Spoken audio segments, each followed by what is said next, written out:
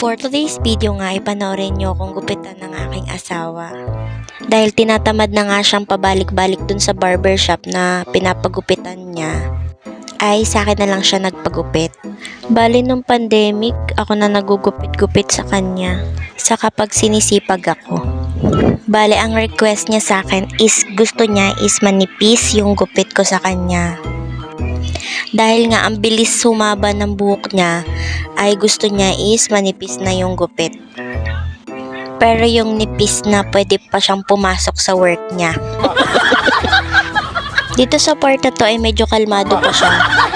Kasi medyo makapal pa yung buhok niya. Matagal na din kasi yung last na gupit ko sa kanya. Kaya nakalimutan ko na din. At dyan sa part na yan ay nininipisan ko na yung bandang tuktok niya. Dahil nga may pagkakulot yan, pag mahaba ay nagtitikwasan. Nung malapit na matapos ay parang hindi na siya natutuwa. Parang ang lungkot-lungkot niya tapos may halong pagsisisi.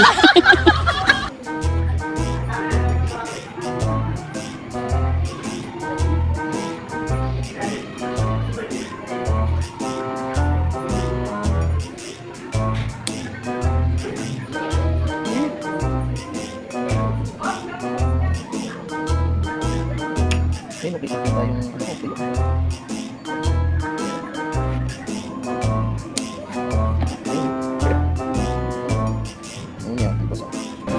Okay na yan? Yan dia.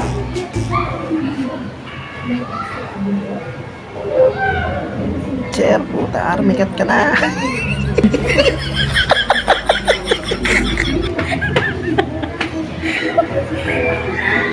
Sir, hindi na barber siya na. Army cut na yan. Nagsundalo ka ba?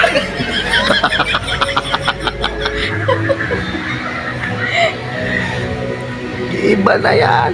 Puta.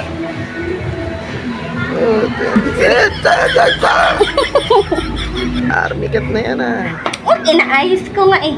Ang haba pa kasi. Pantayin mo na lang kaya. Huwag na mo. Semical mo muna ako. Okay na, yan eh. And this is the final look. 2, 3, go. Oh. 2, 3, go. Oh.